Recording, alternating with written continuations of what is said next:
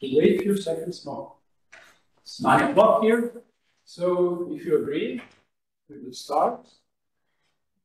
Dear colleagues, it's my real pleasure to open the week of National Institute of Chemistry with very, very special topic and special lecture regarding one of the important aspects of the science, publishing, things like that. I'm happy to see that among you are mostly the young students, PhD students, so that we will start with very, very important lecture that you will know how to proceed in your career later on. It's my real pleasure to introduce you Dr. Elisabeth Big, and her current occupation is, this one is even better, image forensics detective, or science integrity consultant. She's also a blogger in Science Integrity Digest, and she founded the microbiome. Of course, she's a scientist. She received her PhD in microbiology from Utrecht University in the Netherlands. She worked in various microbiology labs in the Netherlands and United States, America, including the lab at the Stanford School of Medicine, lab of Professor David Young. She was there for 15 years, studying microbiomes of humans and marine mammals. Later on, she worked at the company UBio as a science editor, scientific and editorial director. In 2018, she joined Biomedical as director of science. But then finally, in 2019, she became an independent microbiome and science integrity consultant. And owing to her ability, which she will demonstrate and show us today, to identify image duplications and image manipulations, visual screening, she helps to uphold scientific integrity by searching the biomedical literature for inappropriately duplicated or manipulated photographic images. Her work, and she scanned over 20,000 papers, this is incredible amounts, as you know. Her work resulted in more than 900 retractions from already published papers, 120 expressions of concern, and almost 1,000 corrections.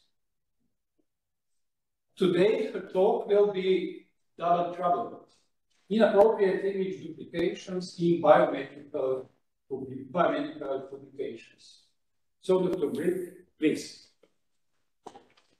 Thank you so much for that introduction, and a big thank you to the National Institute of Chemistry and Professor Andalou for inviting me here today. That's my great honor. And yeah, I hope I can do the great introduction justice. I'm presenting today from Oregon. I'm in Portland. I was here for a conference. I'm currently presenting from the hotel lobby, and I hope the music that is playing here is not too distracting not sure how to turn that off, but my husband is in the hotel room, so that's why I went to the hotel lobby to present.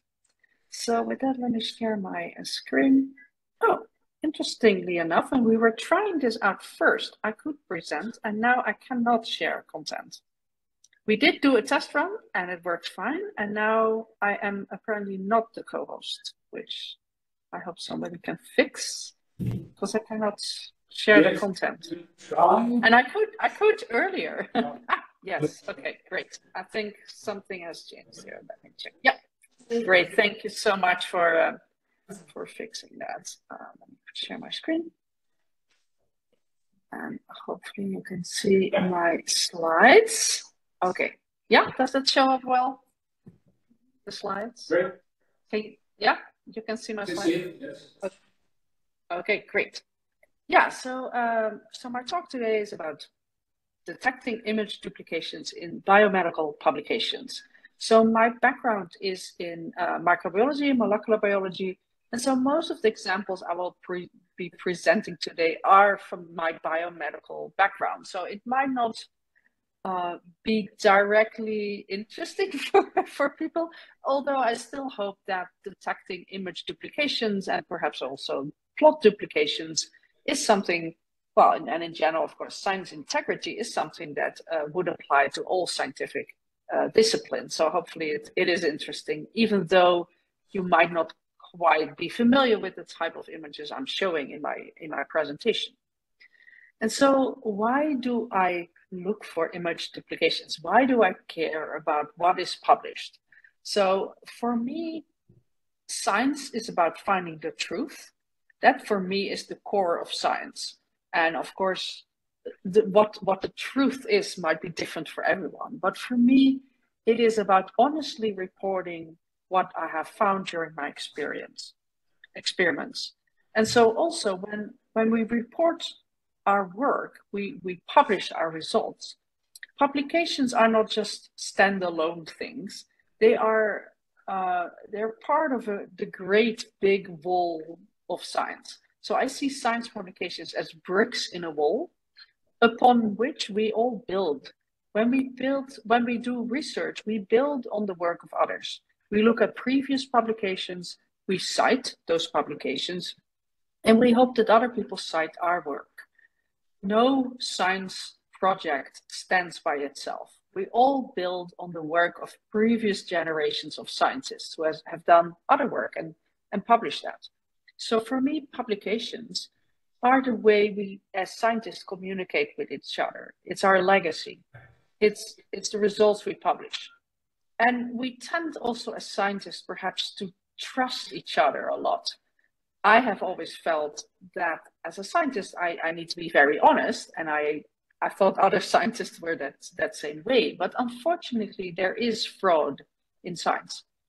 And even if a science paper has just an error, or if it contains fraudulent data, that means that the bricks in that great wall of science might not be resting on stable ground. If one of those bricks, one of those publications, contains an error or contains fraudulent data, then other scientists might try to replicate that work and might waste perhaps a lot of time and money and effort trying to replicate that. So I feel it is our joint responsibility to alert each other of potential errors or fraud in scientific papers. And we also need to address that. We cannot just look the other way. If we see something, we have to say something. Because if we see some errors or potential fraud in a scientific paper, I feel it is my responsibility to warn others that perhaps they should not build their whole career on this particular paper.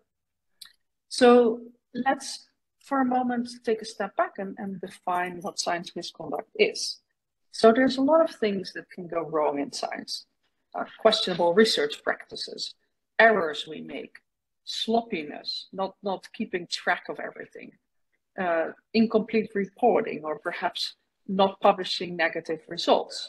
And it's sort of a big slippery slope towards making small errors or being not completely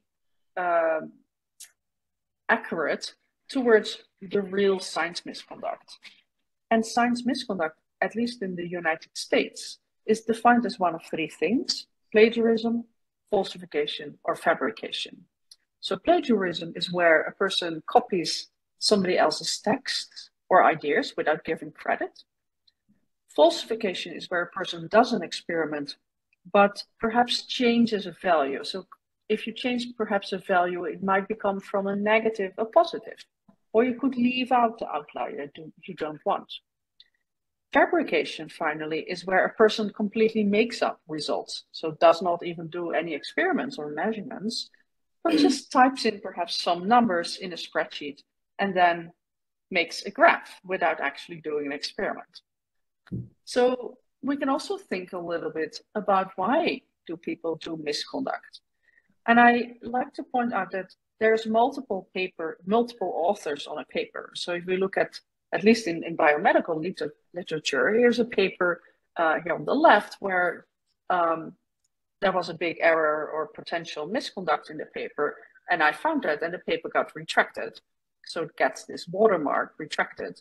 But there's multiple authors on a paper, and I blacked or grayed out their names. And I'm not sure which of these authors was responsible for the misconduct. It's a group effort, and some might be junior people or senior people. I don't really know that. I just see that there's a problem in the paper.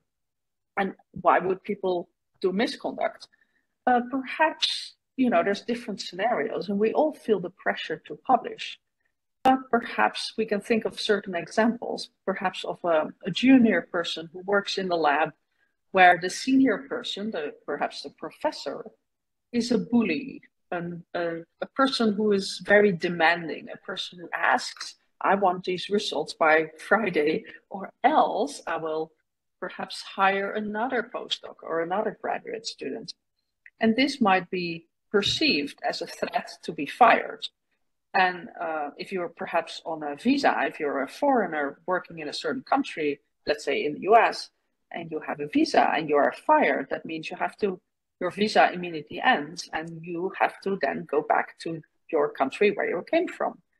And so if a professor threatens to fire you unless you produce certain results, you can perhaps sympathize that a person might decide to change the results a little bit to make it look better, to perhaps please the professor.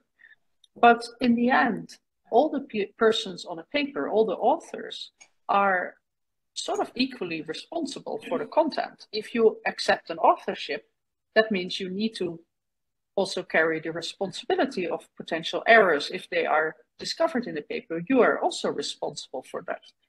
And when the paper gets retracted, all these authors will be damaged. Even the persons who had no idea that there was potential misconduct, perhaps on a paper. So I try to be respectful for that. And I try to sort of separate the problems in a paper versus the question, who has done it? So if you report these, or if I report these problems to a journal, the journal might decide that there's a big problem in the paper, but the institution, perhaps the university where the authors worked, they might want to investigate who is responsible for it. And that investigation will take a very long time. So these are two separate questions. Who has done it versus what is the problem in the paper. And behind every misconduct is a sad story. And I want to be respectful for that. So we'll show you some examples of errors or potential misconduct in a paper, but I'm not going to name the authors of these papers. Now, if you think about scientific papers, and these examples are specifically from the biomedical literature, because that's my home field, you might come across images that look like these. On the left, you see line graphs, plots, bar graphs, heat maps, things like that. And on the right hand of the image of this slide, you see photos of blots or gels or tissues or mice or cells. And if you think about patterns and pattern recognition, it's actually very hard to discover if there's potential misconduct in line graphs. But sometimes in photos, if a person, for example, photoshops something, you might actually see that if you have some talent for recognizing duplications. So in this particular slide, I have shown some examples of image duplications that you might find in photos. And these are the types of images that I will be looking at. These are all inappropriate image duplications, not just duplications, because sometimes duplications are quite okay, are quite fine, but inappropriate. So moving from the left to the right, there's 3 types of duplications that I have come across. Here on the left, you see a bunch of panels, and these are bacteria they were streaked on a plate. And you don't see the labels, but they're all supposed to be different experiments. And you can tell each of these photos apart. But you can see that 2 of these photos here marked in red, and these 2 photos marked here in blue, look quite identical. They look to be the same. And that's unexpected because these should have been separate photos. Now, this could be an honest error. It's a simple duplication. The exact same photo has been used twice. And this could be sloppy, but it could be an honest error. This is not necessarily misconduct. It's hard to know, but I think for sake of clarity, these types of simple duplications are usually honest errors.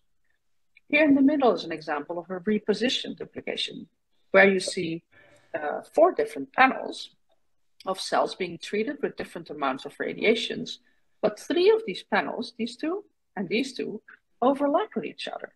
And basically, the sample was moved under a microscope a little bit, and a new photo was taken. But yeah, you see these overlaps, and so it's still the same sample. Now, these repositioning could also be mirroring or rotations, for example. That would also be a repositioned duplication. And here on the right, you see an example where there is a duplicate elements within the same photo. So you see that here, this is a Western blot. You see that lane 1 and 3 in blot A appear to look the same. There's all these little dots are exactly the same. And in blot D, 3 of the lanes look the same. Now, these type 3 duplications, so where a photo appears to have been digitally altered, changed, this is very likely to have been done deliberately with the intention to mislead. While the simple duplications are honest errors, and the repositioned could be either one. And it's really hard to know without actually looking what a person has done and why they have done it. But these are sort of general observations that you could make. And here are some papers below that you could read that also talk about these image duplications. Now, here's an example of a simple duplication where you can test if you have the talent to spot them. And usually people love these. So you see 7 different photos. Each panel represents a different experiment. These are just cells, so you don't really need to know what they really are. But 2 of these photos are identical. This is a type 1 duplication. Now, I cannot see you, so I hope I'll just leave it for a couple of seconds. And you can look at these, and perhaps you have spotted a duplicate panel, two panels that look the same. And yeah, so this was a paper that was published in 2013. And this is the answer. So I hope some of you got this right. And again, not everybody has a talent to spot these things, but I think this is a very easy one. If I show this example in a large room, usually most people see this duplication. Again, I want to point out this is very likely to be an honest error. Here's an example of plots. So sometimes you see these duplications in plots as well. And there are several plots, and this is, to be honest, I have no idea what this experiment is, but I hope some of the people in the audience will know this. But there's basically peaks, the peak in the middle, and there's noise, and the noise, I think, is not expected to be identical. But there's a couple of these panels that, for example, this panel or this plot and this plot look identical. So I've marked them with boxes of the same color. And so here in green is another pair where here and here, these panels look the same, these plots look the same. And so there's 3 overlapping or 3 identical duplications And the authors corrected this. I reported this, and this got quickly corrected. I'm not quite sure if 3 of these duplications is a little bit more than expected. That seems pretty sloppy, but who knows? At least this paper got corrected. Now moving on to type 2 duplication. These are photos of cells, again, of bones. And here's an example of, it's a type 2 duplication. So here are several overlapping panels. And this is a lot harder to see than identical panels. I hope everybody agrees with that. You can sort of see that these panels look quite on the horizontal axis, within a row, these panels look quite similar, but the duplications are on the top row. And I'll just show them in the next slide.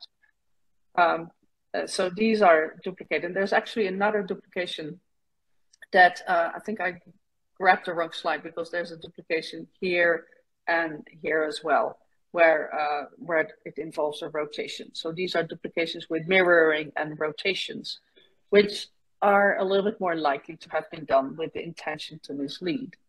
So this is a type 2 duplication, and the authors promised an update, but did not yet follow it up. And sometimes these duplicated panels can be quite elaborate. So here's an example of one particular figure from the paper that had a lot of overlapping panels. And I think this is so many that you cannot really blame that on an honest error. This is not just, oopsie, we made an error. No, this seems to have been done deliberately.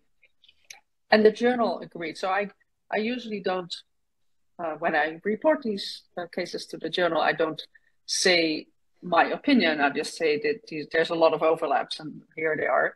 But the journal agreed this was a little bit too many overlaps to really address with a correction. So they retracted the paper. And but it still took a couple of years, because I reported this in October 2015. So it took quite a while before the journal retracted this. Here's an example of a type 3 duplication. So we're looking at a single photo, one photo, and there's several duplicated elements within this photo. And this is too many. I cannot think of any technical explanation that would explain this. So the duplications are in the bands of the southern blot, and I've marked them here. So you can, for example, see that these two bands look quite similar, and these two smears also look quite similar. And here are another pair of duplicated bands. And this paper got cited by 160 papers, and I've reported it this where we're getting close to a year, but it hasn't been addressed yet. And the author has quite some other problems as well, problematic papers. Here's an example of a type 3 duplication in Science, which obviously is a very high impact journal. So here is an example where part of this photo appears to have been duplicated here. I think this is the original, and this was copy pasted in. So this is a high impact journal, a fairly highly cited paper, and this paper finally got retracted. And that is, but it took more than 5 years for me reporting this, and before it got retracted. So quite a long time, unfortunately. And this is a type 3 duplication of nanoparticles, and there's actually very little in this photo that appears to be unique. It appears that all parts of this photo have been duplicated. I didn't even mark these tiny little nanoparticles. I only marked the bigger ones, but yeah, there's a lot of duplicated elements, and the journal agreed with me that this was a little bit this was very bad, and so the paper got retracted. But again, it took a couple of years. I reported this in September 2019 to the journal editors, and it got retracted almost 3 years later. So that took quite a while, and it's also a fairly highly cited paper. And sometimes I find these also in plots.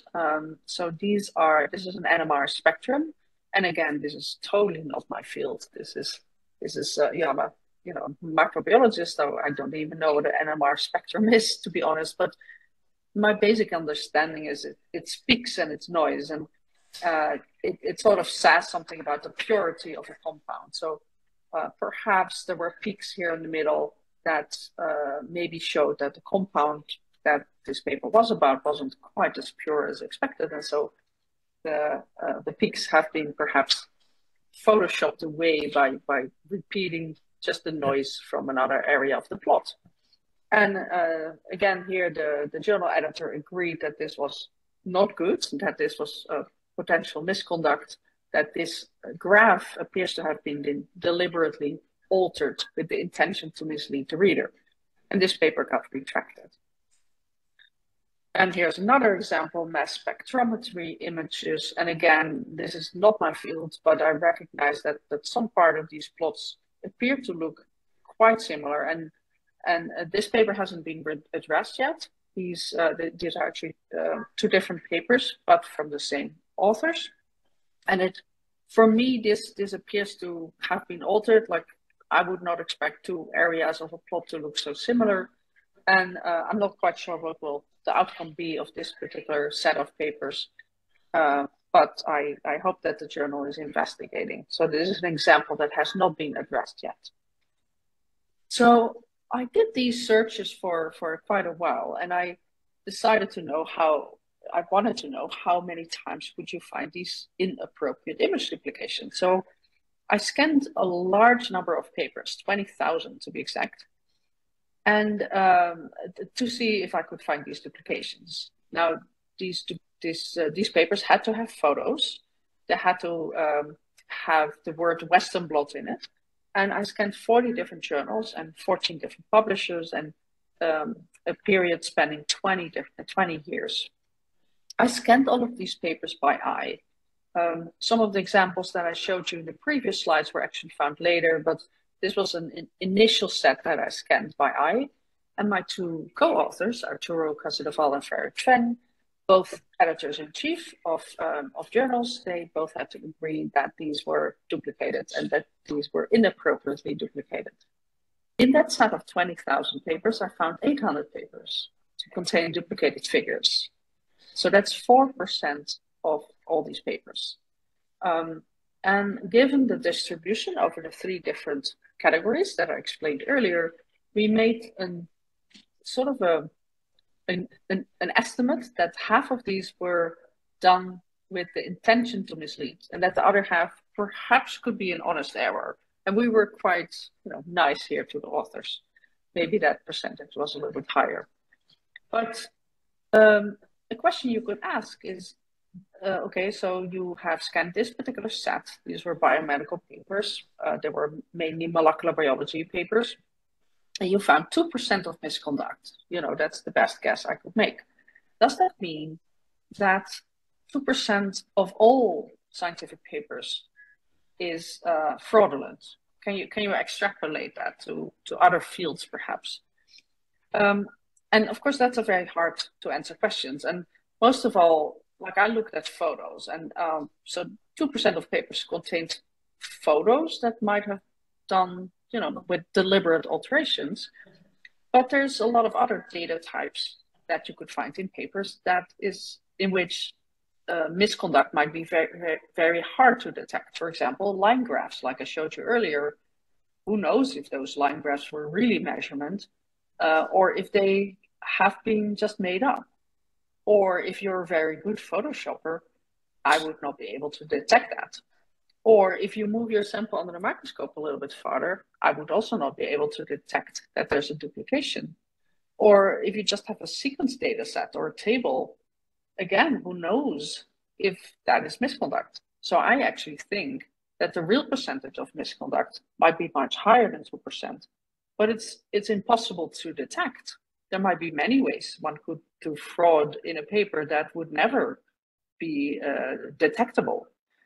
But of course, you can only see it perhaps if you sit next to the person in the lab and then see what they publish and what the difference is between their real measurements and the published ones. But that would be much harder and pretty much impossible to do. I can only look at these photos and have an idea of what is perhaps an intention to mislead, but it's really hard to know what happens in other types of data, other types than photos. What is even more worrisome, in my opinion at least, is that scientific journals are very slow to respond. So I reported this set of around 800 papers to the journals around 2015.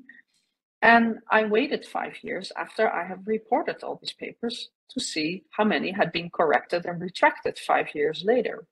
And unfortunately, 2/3 of these papers, this big blue part of the pie chart, there was no action taken.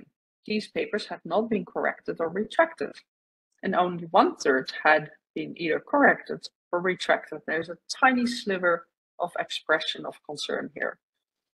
And so I think that's very disappointing, because I thought that journals would quickly, do quality control and perhaps retract or correct their papers. But it seems that in most of these cases, no action was taken. 2/3 of these papers, no action was taken at all. And by now, these numbers sort of still hold up. By now, I've reported many more papers. But I also was frustrated because I reported all these to the journals and nothing seems to have happened. So what I'm doing now, the experienced, frustrated and proactive way, instead of doing it the professional way, which is contacting the editor-in-chief of the journal or perhaps the university, I am just posting these on a website called pubpeer.com. So Pubpeer is a website where you can post your concerns or questions about a scientific paper. And if you do so, you might see if a paper has commented on. So you can install a plugin. So I have the plugin installed on my computer. And that means that my browser will recognize papers that have a comment. And this is a PubMed search that I did. So this is PubMed is, for those of you who are not in the medical field, this is an index for scientific papers in the biomedical field. And if you do a literature search and a paper has a Pubpeer comment, it will show it by these green banners. And you can click on it and it will take you to Pubpeer and you will see what a person had to say about a particular paper. And if you, for example, do maybe a journal club, then that would be an excellent way to report your comments to the rest of the world. And perhaps you found something interesting, or perhaps you want to ask the author a question. And what is nice about Pubpeer is that you can comment completely anonymously. So nobody would know who you are, but the author can reply online and then you will see the answer. So I usually comment under my full name, but I think most people are not in a position to do so, especially if you are early career. It is perhaps not very wise to criticize another person. That might not always end up well. And but yeah, again, I do it under my full name because I do feel it gives a little bit more credibility if it's not anonymously. And it also keeps me doing it in a polite way, because anybody can see what I have said, and I therefore have to remain polite. Pubpeer is also moderated, so you cannot just say what you want, what you perhaps would like to say. You have to remain polite and objective. So it needs to be a factual thing. If you post something and you have a comment about an image, you need to show a little example of what you think is wrong in that image. Now, you could also ask the question, well, why don't you use artificial intelligence? Did you do all of these by eye? Well, that's, a computer could do much better. And you might to some extent be right. And I'm starting to use artificial intelligence because I'm using a software called Image Twin, which has been developed using AI. I have no idea how it works, but it will find these duplications. And it's really bad in some types of duplication. It's really good in some others. There's some other software packages on the market that are now being tested by journals to see if they can spot manuscripts, if they can spot these errors in manuscripts, because that is, of course, you want to catch these things before a paper gets published. But unfortunately, AI, artificial intelligence, can also create all kinds of fake things. So it can create fake text that has been written by a robot. And sometimes these these statements, some of the AI tools make statements that are completely false. So there was one that was called BioGPT, released by Microsoft, that claimed, when it was asked the question, how many ghosts are there in a hospital in the US, it said 4.1. And that was just very strange, because that is just completely made up. And it seemed to be very confident about itself. And so sometimes these chatbots make statements that are completely false.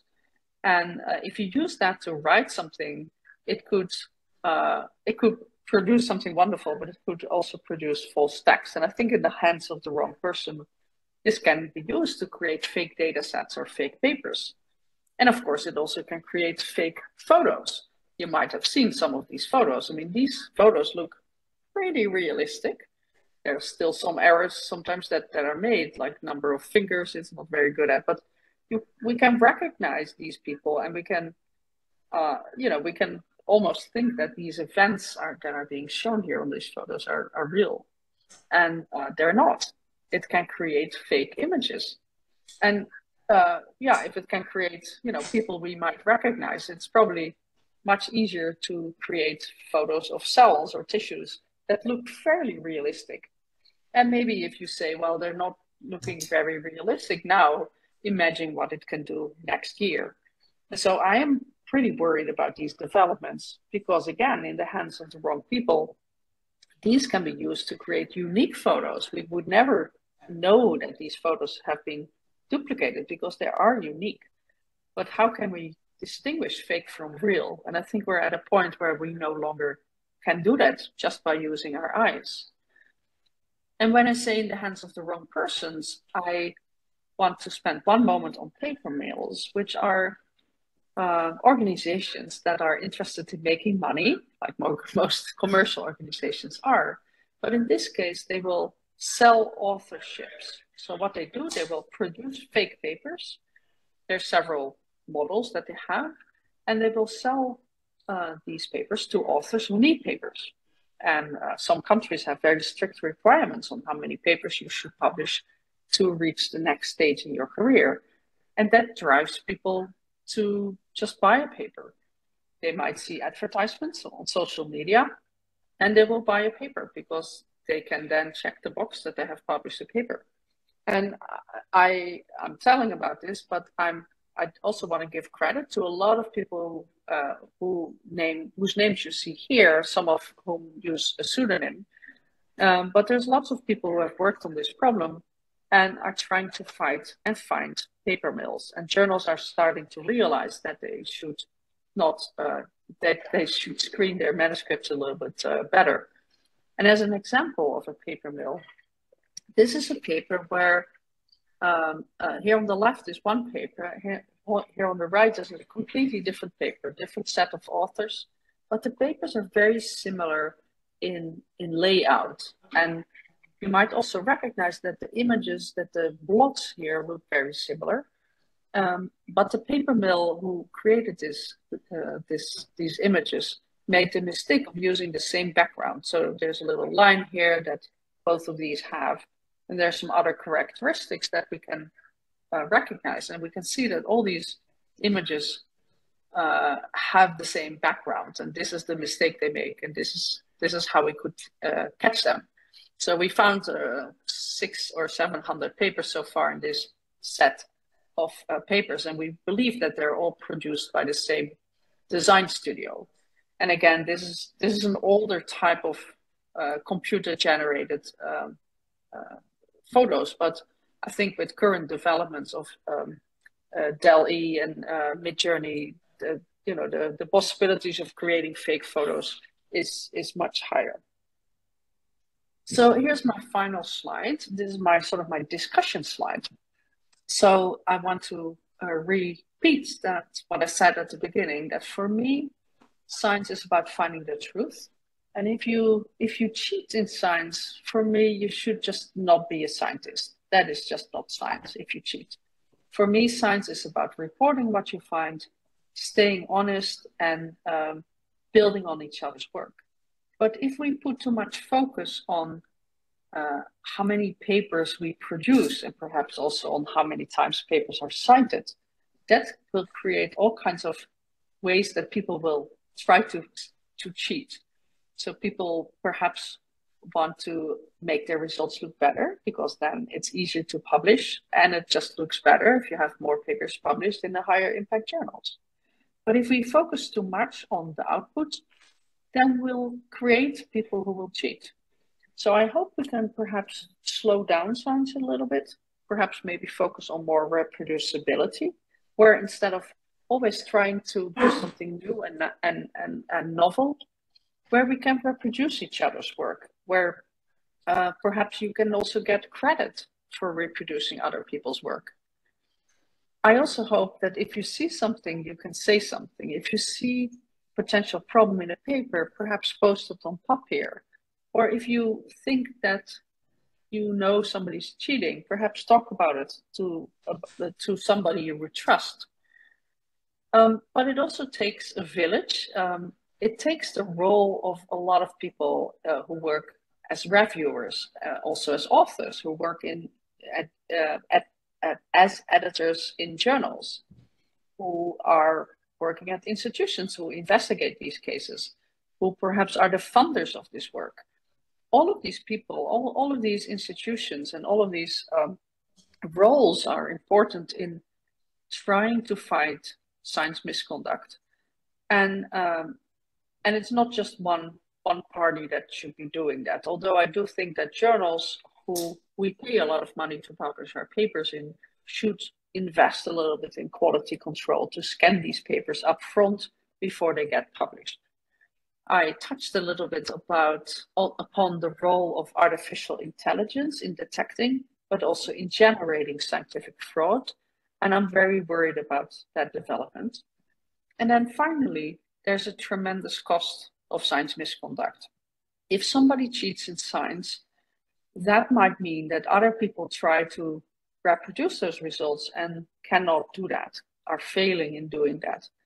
And that is a big cost for science, but there's an even higher level, because we can also think, well, maybe there's so much fraud in science, let's not trust in science anymore. And I hope that is not the message of my talk. Don't walk away from this talk thinking that all science is fraudulent.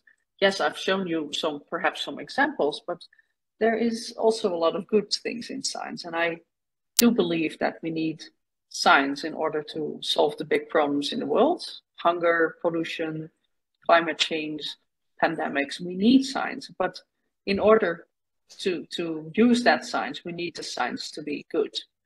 So with that, I hope you can follow me. If you are on Twitter, I am Microbiome Digest, and I play the game, or the challenge, I should say, image forensics with this hashtag. And the first person who solves the puzzle will win an emoji award. I usually give 3 per round, and people love that when they win one. They're very happy with it. So with that, thank you. I will stop sharing, and I'll be happy to take any questions. Thank you so much.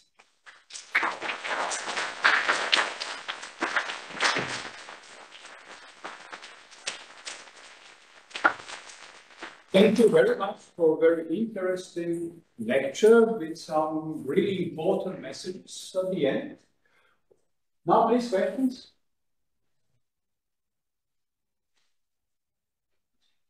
Yes. Can you hear me well? Let's try it. So far, so good. Yes.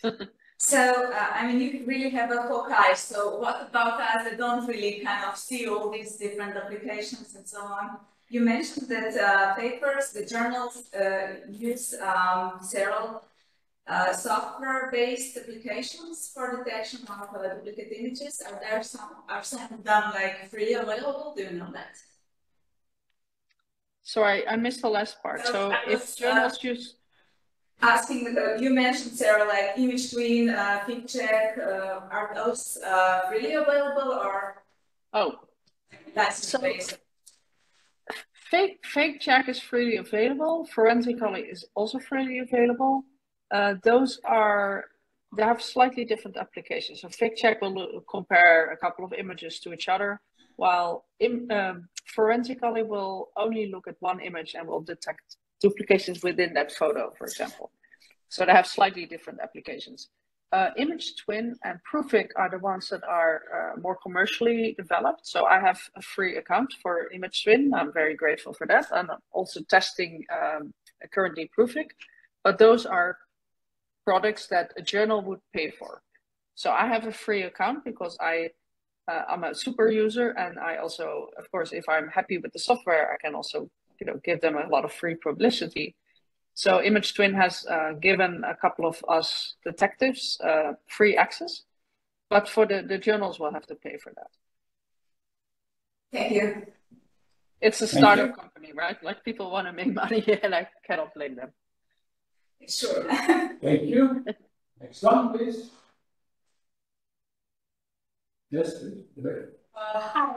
You scanned over 20,000 papers, which is obviously a lot. How did you keep track of everything you've done? How did you what? Sorry. How did you keep track of all of those papers? Okay. Well, first of all, I only look at the images. I did not read the paper, so it's not as much work. And by now, I've probably done around 100,000 papers. So I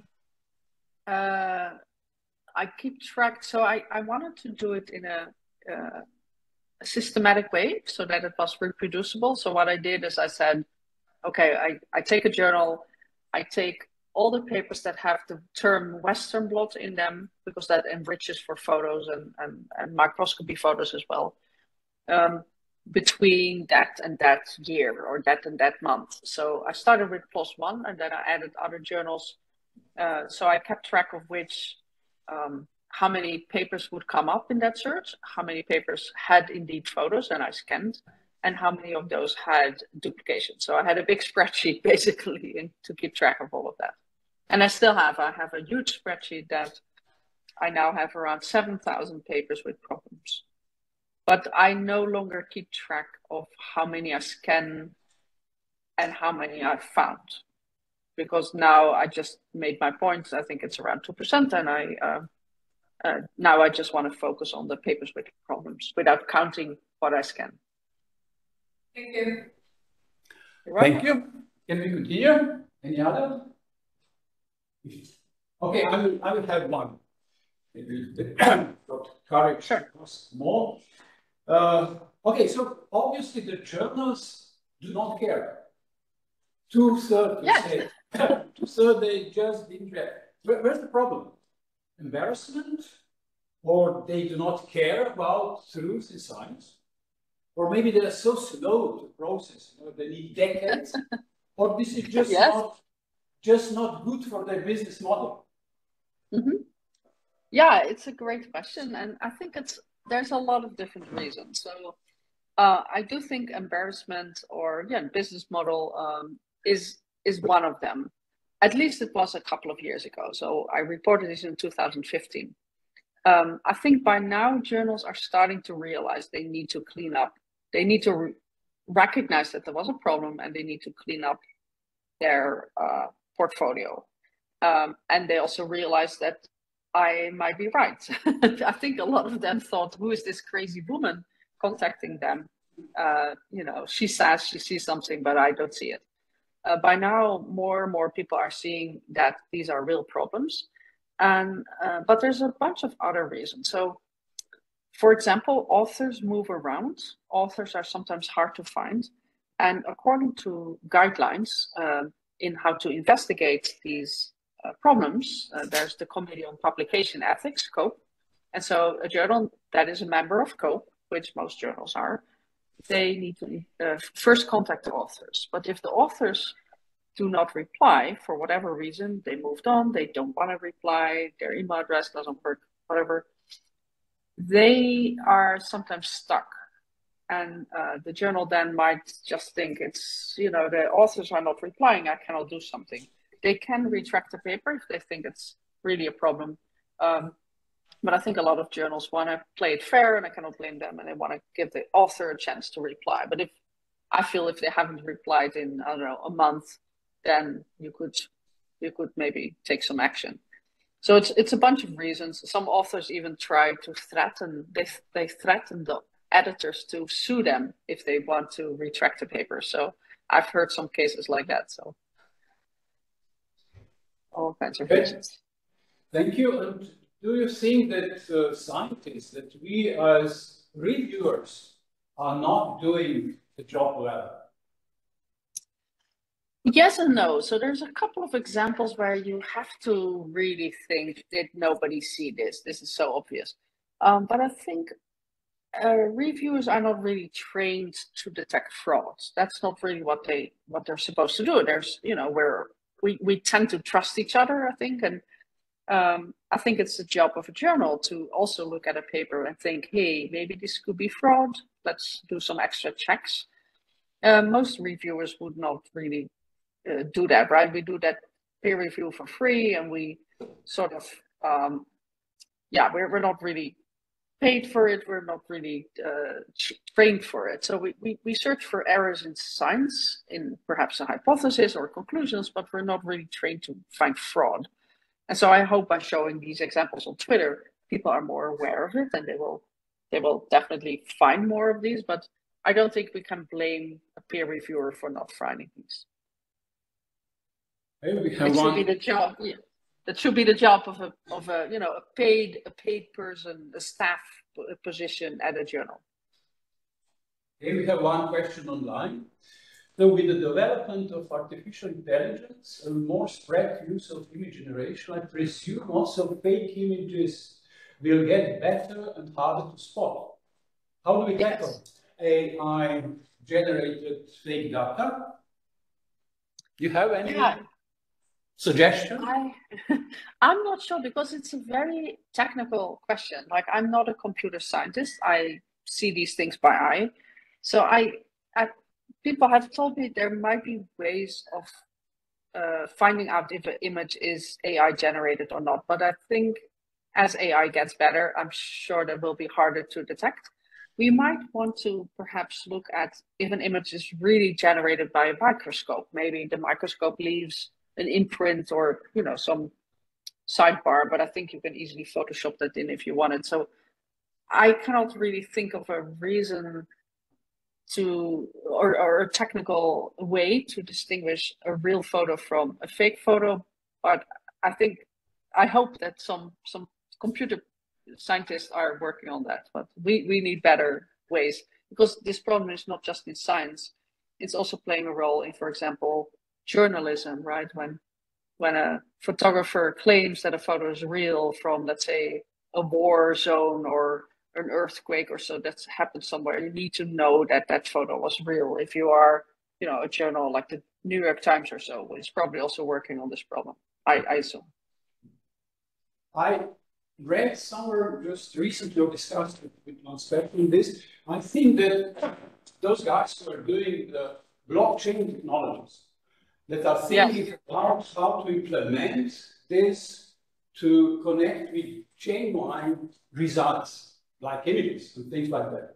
Okay, blockchains needs a lot of energy, but maybe this can be a solution, at least temporary. So I've heard that too, but it's so outside of my scope of knowledge that I'm not going to burn myself and say something dumb. But yeah, perhaps, I don't know.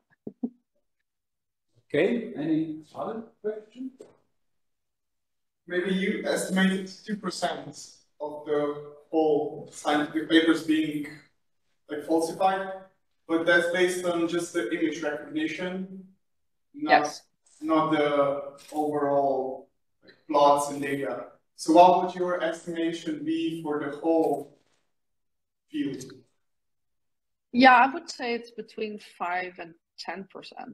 And it might depend on the fields. People who work in mathematics have told me that it's very hard to cheat in mathematics. So maybe there are certain fields that don't really have a lot of fraud. But I've seen, you know, nanotechnology, some computer science plagiarism papers, and it's probably in a lot of fields, but might be much harder to recognize. So, but between 5 and 10% is my best bet. but who knows? I think it's very rare that a person will admit that they faked something. Thank you. Yes, please. I just wonder, how do you decide which papers to review and which not? There are hundreds of papers. Do you get any indications that somewhere maybe fraud or what's the logistic? Yeah, so I get it through a lot of channels. So people contact me on Twitter. They ask, can you follow me? So I will send you a direct message, and then they will say, oh, I have a paper, could you look at it? People send me emails with papers. But I've also had, in that initial set of 800 that I found, I wanted to look at other papers from the same author, especially if it was a photoshopped image. I thought, well, maybe this happens, a little bit more than just once in that group. So I have followed first and last authors, and that sometimes lead to other papers with problems. So every paper could lead to a bunch of others. And when people, for example, send me one photo or one image or one paper, I would usually scan other papers by that same group. Like I try to follow several authors' names. And sometimes that leads to this new discovery. So every case could lead to 10 others. And it's always a lot of checking of other papers. I sometimes also work as a consultant, so I didn't really mention that at the beginning. That type of work is not public, so I cannot disclose who my customers are, my clients, but there would be typically institutions or publishers who want to investigate allegations made by others of misconduct. So sometimes they will also share images, original images. So they say, okay, the authors have provided these uncropped images, and can you compare them? And I will look into that. So that's very detailed detective type of investigation. That will take a very long time, but I cannot disclose the results to the public. Thank you. Any question left? If not, I would sincerely thank you again for really nice and helpful lecture, especially for younger scientists. I have one question more. Okay. It's our director, so I have to. Yes, Professor Anderloo, I see your hand waving. Okay, yeah, he's unfortunately he could not be here in live. But no. No He just question? raised his hand. Maybe he's typing.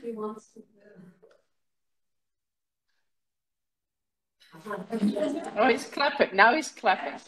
Sorry, Elisabeth. Sorry, He just sorry, said, I'm also okay. in a hotel room, so I'm not sure if you can hear me. I have a bad connection. I can hear you. Thank you very much for your lecture. Thank you for delivering this excellent lecture to our community here. You're I just very wanted to say welcome. that and clap, but I raised the hand instead. Sorry about that. No worries. Well, and thank you for inviting me. Much appreciated. Okay, thank you once more. Okay.